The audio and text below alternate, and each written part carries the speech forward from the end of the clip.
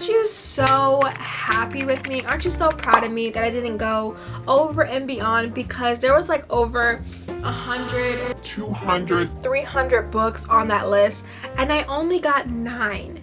You guys should be so proud of me.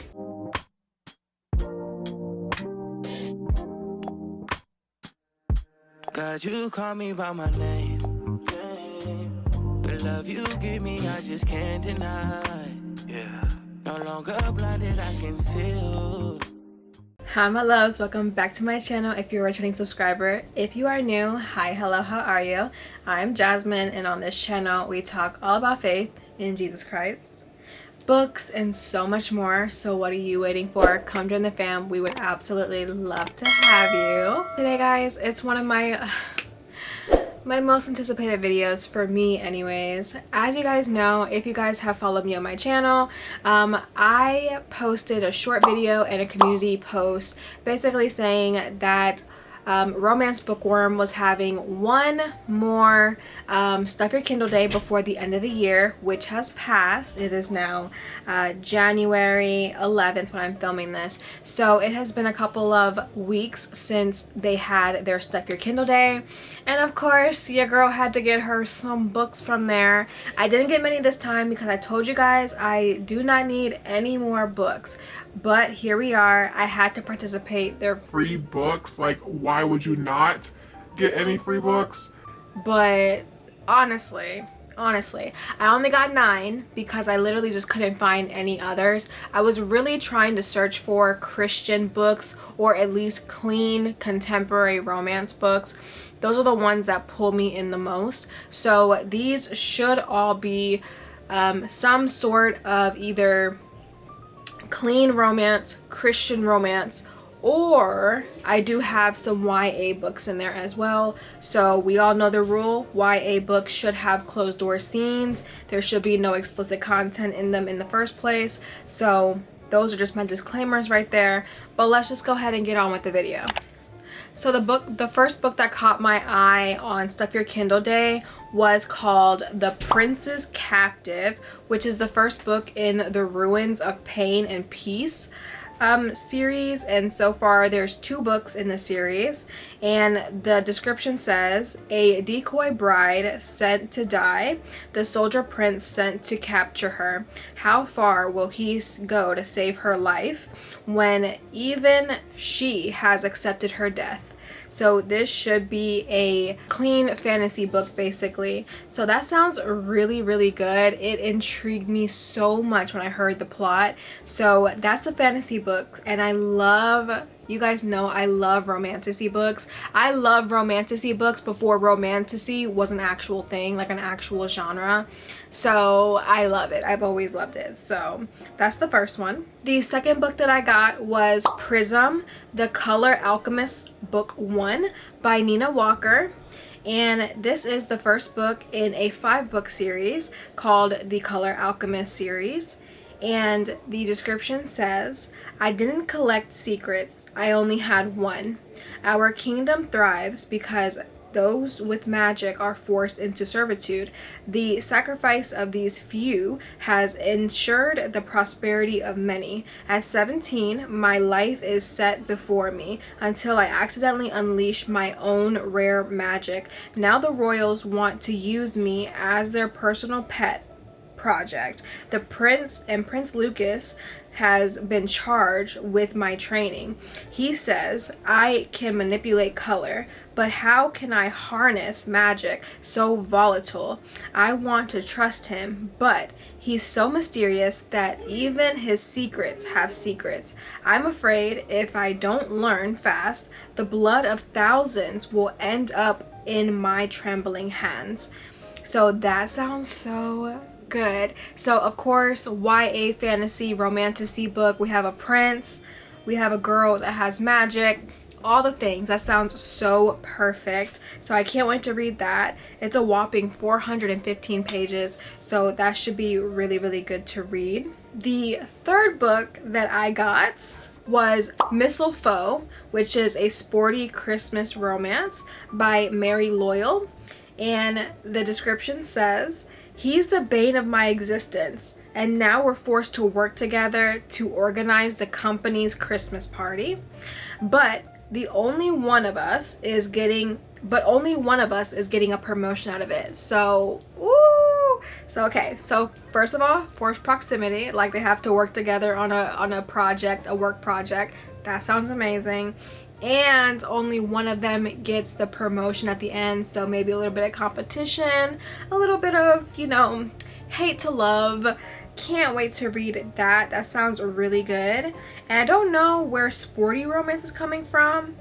Ooh, wait. Okay, I see. So Connor, which is the MC, the main character, he is a hockey player, which you guys know my love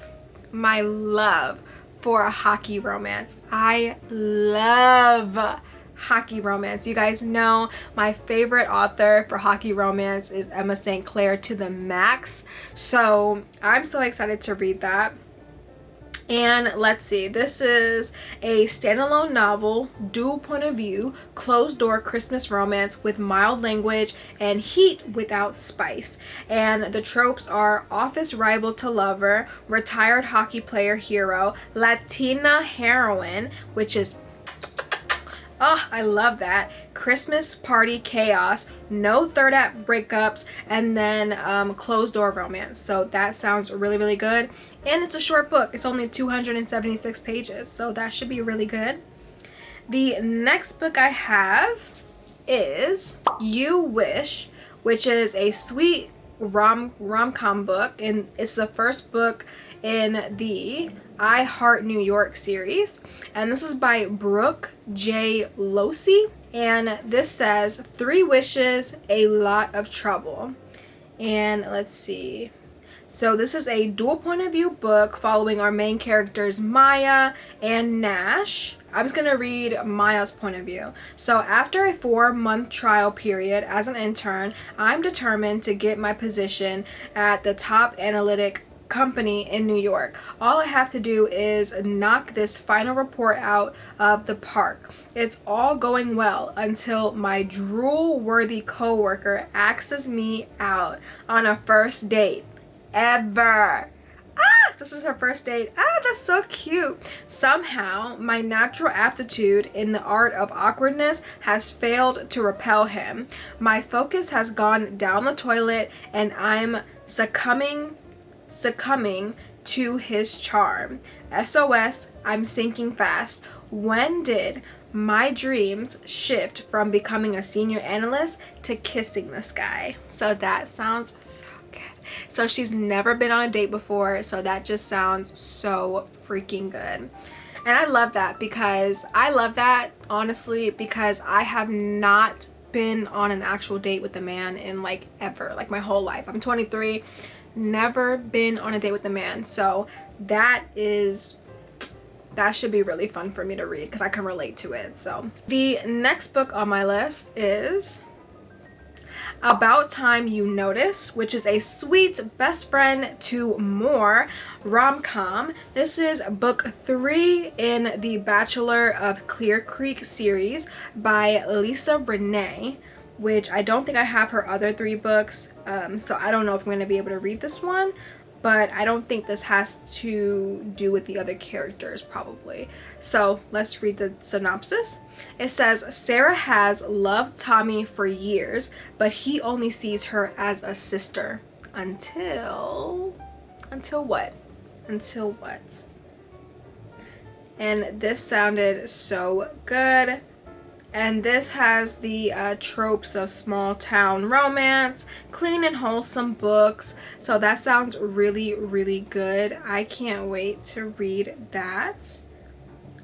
And it does say that you can read this as a standalone. So that is really, really nice. The next book that I got is called Snowed In, which I am literally right now, I'm snowed in right now. But this is Snowed In, which is the 6th book in the Freedom Valley series. And this is an enemies to lover, small town romance, single mom rom-com. So I have never read a single mom rom-com, so that should be really, really good to read. And this is by ERIN BRANSCOM. And the synopsis says, everything was going according to plan until Beau Sutton and his brother Hank bought my family's pizzeria and took away my dream. That's okay, because I have a plan. But that sounds really good. Okay, the next book is a fantasy book, a dystopian book, I guess you could say. And this is called Number Games. And this is a young adult dystopian romance. This is the first book in the Number Games series. And this is by Rebecca Road. And the synopsis says, she wants to win the game, he wants to break it. And it says, in Nora, every day is a competition. On rating day, Trina and the rest of her class will receive the number that brands her for life. Shouldn't be a problem since she's a top contender with nearly perfect scores. But when her number is announced, it shocks everyone. Then she discovers that someone wants her dead, and they're being far from subtle about it. When Trina joins a secret military contingent to raise her score quickly, she soon discovers that Nora isn't what she thought, and neither is Vince, her mysterious trainer with a haunted past and plans of his own. Can two enemies help one another in a desperate search for truth? And if they manage to survive the deadly games of numbers, whose version of the future will win in the end? That sounds really, really good. It kind of sounds like something like, I don't know, like Government Takedown. Really, I guess like, it sounds like a generic dystopian book, I guess you can say. But this says if you're a fan of Divergent, you would like this book. So, yeah. And the last book that I have on my list is called The Marriage Jinx.